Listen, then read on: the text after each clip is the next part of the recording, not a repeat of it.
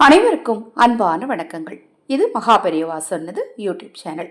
விதியை மாற்றும் பங்குனி மாத சஷ்டி 20/3/2025 வியாழக்கிழமையில வருது. அன்றைய நாளில் பார்த்தீங்கன்னா முழுவதுமே சஷ்டி திதி தான். சஷ்டி விரதம் குழந்தை வரம் வேண்டுபவர்கள் மட்டும் இருக்கக்கூடிய விரதம்னு பலரும் நினைப்பதுண்டு. ஆனால் சஷ்டி விரதம் இருந்தால் அனைத்து விதமான பிரச்சனைகளும் தீர்ந்துவிடும். முருகனின் பரிபூரணமான அருள் கிடைக்கும். முருகனின் அருளை பெற விரும்புபவர்கள் அனைவருமே சஷ்டி அன்னைக்கு விரதம் இருந்து வழிபாடு செய்யலாம். அதுவும் இந்த பங்குனி மாதத்து சஷ்டி ரொம்ப ரொம்ப விசேஷம். சஷ்டி விரதம் என்பது முருகப்பெருமானுக்குரிய விரதம் என்பதும் பங்குனி மாதமும் தெய்வங்களை வழிபடுவதற்குரிய மாதம் என்பதும் நம்ம எல்லாருக்கும் நல்லா தெரியும். ஐப்பசி கார்த்திகை மாதங்கள் எப்படி முருகனுக்கு உரிய மாதங்களோ அதே போன்று பங்குனி மாதமும் முருகப்பெருமானுக்குரிய மாதமாக சொல்லப்படுது. அதிலும் பங்குனி மாதத்தில் வரும் சஷ்டிக்கு தனிச்சிறப்பு உண்டு. திதிகளில் 6வது திதி சஷ்டி, அதனால் அது 6 முகனுக்குரியது அப்படின்னு சொல்கிறோம். அதே போல் மாதங்களில் பங்குனி மாதம் 12வது மாதம். முருகப்பெருமானின் திருக்கரங்கள் 12. முருகனின் 6 முகமும் 12 கரங்களும் பக்தர்களை காப்பதற்காகவும் அவர்கள் வேண்டிய வரங்களை வாரி வழங்குவதற்கும் தான்னு சொல்லுவாங்க.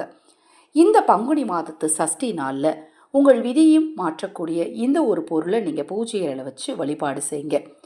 சஷ்டி அன்று முருகனை வழிபடுபவருக்கு வாழ்க்கையில் இருக்கக்கூடிய துன்பங்கள் எல்லாம் நிச்சயமாக நீங்கும். இந்த பங்குனி மாத சஷ்டி அன்று நீங்கள் விரதம் இருக்கிறது பார்த்தீங்கன்னா உங்களுக்கு நோய் தீரும். குழந்தை பேருக்காக இயங்குபவர்களுக்கு குழந்தை பேரு உண்டாகும். நீண்ட நாட்களாக பிரச்சனையில் சிக்கி தவிப்பவர்கள் இந்த நாளில் விரதம் இருந்து முருகப்பெருமானை வழிபட்டீங்க அப்படின்னா உங்கள் பிரச்சனைகள் நிச்சயமாக தீரும். வந்தவினையும் வருகின்ற வல்வினையும் கந்தன் என்று சொல்ல கலங்கிடுமே தென்பழனி சேவகா என்று திருநீர் அணிவார்க்கு மேவ வராதே வினை என்பது ஆன்றோர் வாக்கு.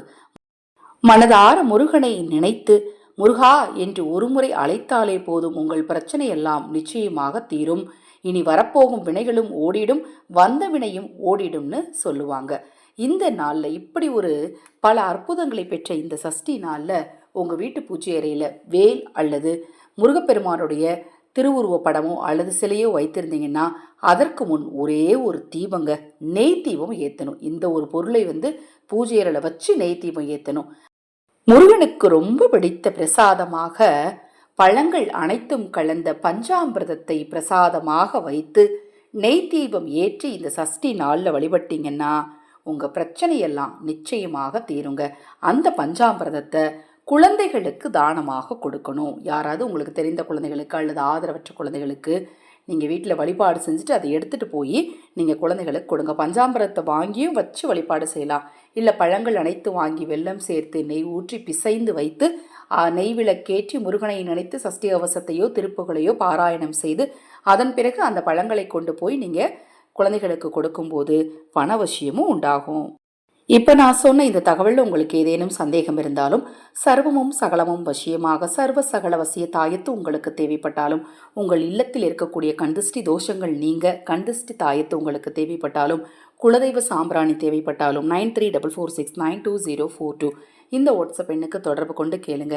அதை பற்றிய தெளிவான விளக்கம் கொடுக்கிறேன். ஹரஹர சங்கர ஜெய் ஜெய்சங்கர மகாபெரிவா திருவடிப்பாதம். சரணம் சரணம். நல்லதே நடக்கட்டும்.